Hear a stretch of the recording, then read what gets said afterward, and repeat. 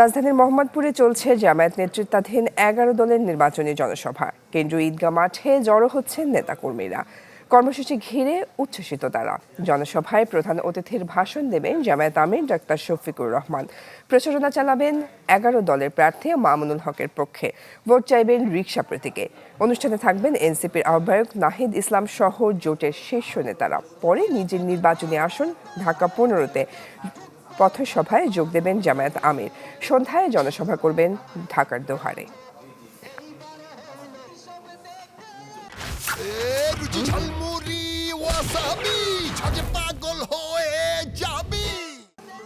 দর্শক, এদিকে রাজধানীর মোহাম্মদপুরে জনসভা করছে ১১ দলীয় জোট। আরও জানাতে সেখান থেকে যুক্ত হচ্ছেন রমিজ হোসাইন।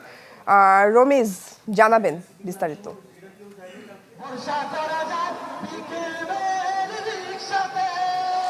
এই সমাবেশ কিন্তু 10:30টার কিছু পর আনুষ্ঠানিকভাবে শুরু হয়েছে। তবে এখন পর্যন্ত মঞ্চে মামুনুল হক, জামাত আমির ডাক্তার শফিকুর রহমান বা এনসিপির আহ্বায়ক নাহিদ ইসলাম সহ কেউ কিন্তু এখন পর্যন্ত উপস্থিত হয়নি।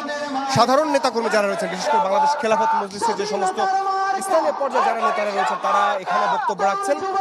আর বিভিন্ন এই যে মোহাম্মদপুরের 13 আসনে যে সমস্ত মসজিদের আলেম ওলামারা রয়েছেন তারা এখানে বক্তব্য রাখছেন।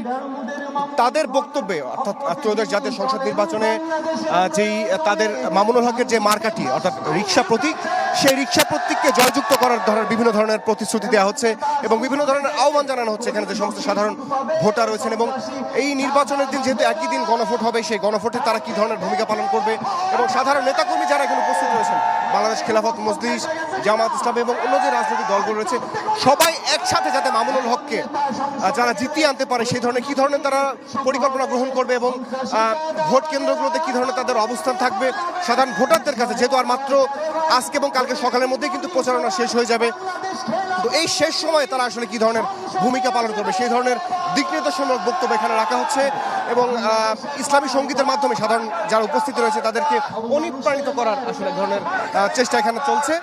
আর সাধারণ নেতা যারা আসলে খেলাফত মজলিসে যারা স্থানীয় পর্যায়ে এবং কেন্দ্রীয় পর্যায়ে যারা নেতারা রয়েছেন তারা তাদের বক্তব্য এই ঢাকা 13 আসন ঘিরে তাদের কি ধরনের উন্নয়নমূলক কর্মকাণ্ড তারা গ্রহণ করবে, এই অঞ্চলের রাস্তাঘাট, ফুটপাত, ড্রেনেজ ব্যবস্থা, অবকাঠামোগত উন্নয়ন, এলাকার স্বাস্থ্যসেবা, চিকিৎসা সেবা সহ এবং শিক্ষা সহ সেই ধরনের তাদের পরিকল্পনার মধ্যে যে বিষয়গুলো আসে তারা উন্নয়নমূলক কর্মকাণ্ড যেগুলো উন্নয়ন করতে চাই সেই ধরনের বক্তব্য এখানে রাখা আছে। সাধারণ ভোটার যারা রয়েছেন তাদের কাছে প্রতিশ্রুতি দিচ্ছে যে তারা যদি ক্ষমতা আসতে পারে এই ধরনের উন্নয়নমূলক কর্মকাণ্ড তারা পরিচালনা করবেন এবং এই অঞ্চলকে একটা মডেল নগর হিসাবে তারা গড়ে তুলবেন, এই ধরনের প্রত্যাশার কথা বলছেন।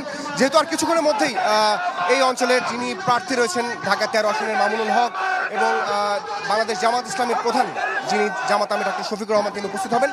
তারা তাদের মতো করে তাদের কি ধরনের উন্নয়নমূলক কর্মকাণ্ড তারা এখানে রাখবেন, তারা কি ধরনের রূপরেখা তারা এখানে প্রদান করবেন এবং তারা তাদের জন্য বিশেষ করে মামুনুল হকের জন্য তারা এখানে ভোট চাইবেন। তো এই ছিল এখান থেকে সব তথ্য আমার কাছে জয়ী। রমেশ, ধন্যবাদ আপনাকে। দর্শক, মোহাম্মদপুরে 11 দলীয় জোটের জনসভার খবরাখবর আমরা জানছিলাম।